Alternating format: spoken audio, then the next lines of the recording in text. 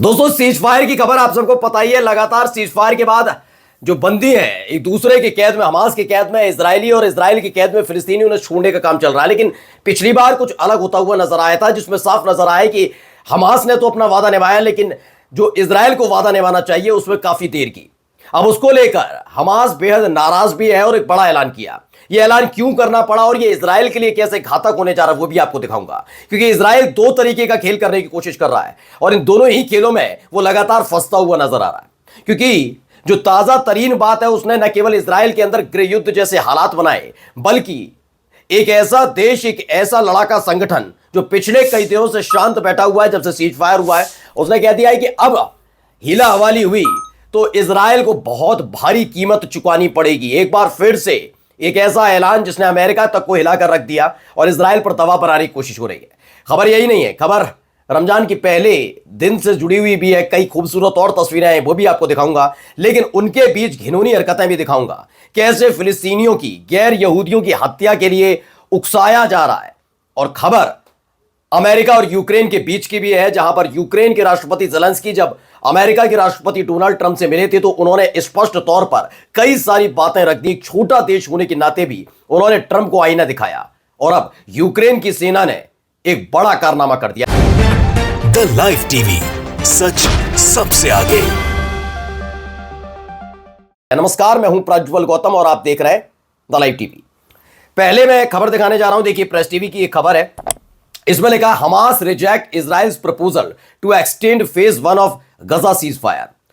उन्होंने कहा कि हमास ने उस अपील को, इजराइल की उस अपील को, उस मांग को पूरी तरह से खारिज कर दिया है, जिसमें जो फेज 1 चल रहा है, यानी सोचिए अब तक फेज 2 शुरू हो जाना चाहिए था, लेकिन ये इजराइल की हरकतों की वजह से अब भी इसी मामले का पहला चरण चल रहा है। सीज फायर का पहला चरण अब भी चल रहा है और इस चरण को और आगे बढ़ाने की कोशिश कर रहा है। ये कैसे कर रहा है आपको मालूम ही है। जैसे लेबनान में आपको याद होगा, हिजबुल्लाह में की तरफ से सीज फायर तमाम चीजें हुई और उनको छोड़कर जाना था फरवरी से पहले, लेकिन उन्होंने कहा हम 18 फरवरी तक छोड़ेंगे। और अब भी हालात देखिए, छोड़ तो रहे हैं लेकिन कई जगह लगातार एयर स्ट्राइक कर देता है, कभी कुछ।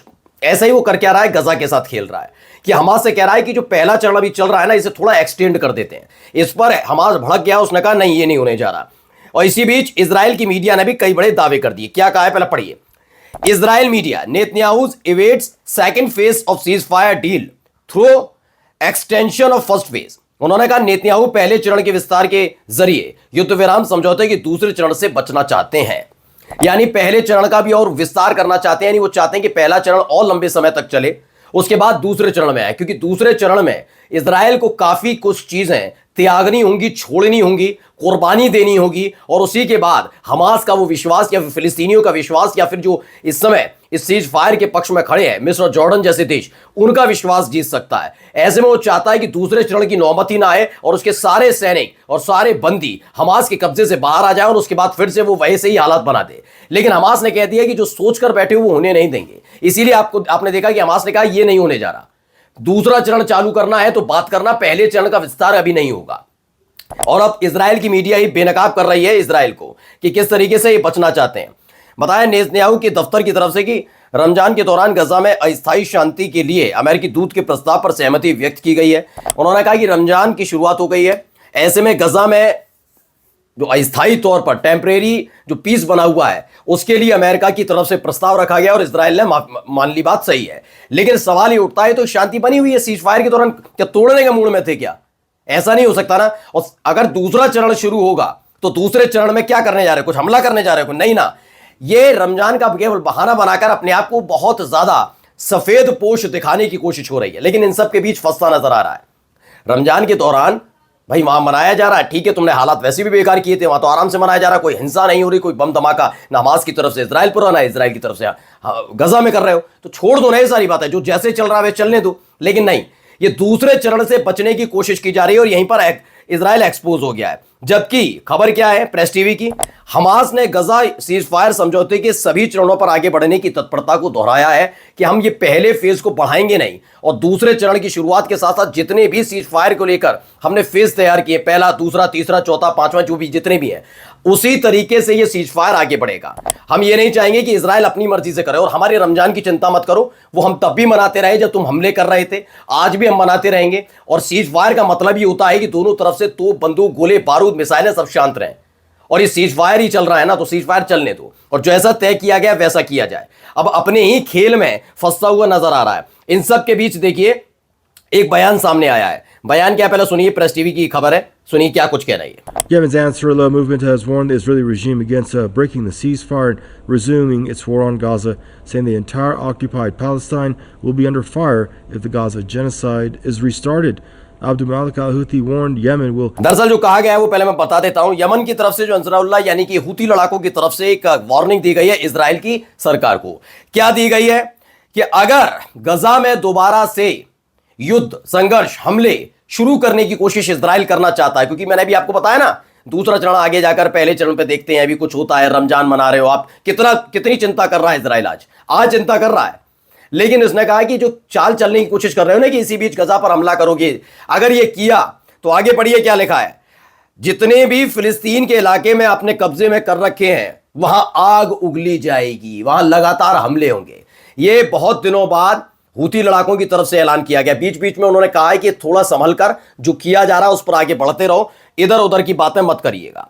अब देखिए एक और खबर निकल कर आई, देखिए कुछ इस तरीके से एक वीडियो है फिलिस्तीनी न्यूज की तरफ से, क्या बताया गया इसे, गजा इज नॉट फॉर सेल। ये इस तरीके से बताया गया गजा को लेकर कि गजा ये क्यों कहा गया है, क्योंकि आपको याद होगा हालांकि मैं अमेरिका की तरफ से खास तौर पर, अब तो बेचारे डोनाल्ड ट्रंप नहीं बोल रहे इस बारे में, लेकिन बीच में बहुत हल्ला मचा कि एक डोनाल्ड ट्रंप का प्लान है कि जितने फिलिस्तीनी है वो अलग अलग देश में जाकर गजा को छोड़कर किसी और देश में जाकर बस जाए। वो बात अलग है कि जब मिडिल ईस्ट से लेकर उनके ही अपने ही पश्चिमी देशों के लोगों ने हल्ला बोल किया तो उसके बाद ट्रंप कहने लगे वो तो मेरी सलाह थी, मशवरा था, मत मानो, कोई दिक्कत नहीं, मैं ये नहीं कह रहा हूं मानो, मैं तो सलाह दे रहा था। जबकि प्लान तैयार किया गया था उसको लेकर साफ साफ ने कहा गजा इज नॉट फॉर सेल। अब इन सब के बीच देखिए कैसे भड़काऊ भाषण भी दिया रहे, सुनिए।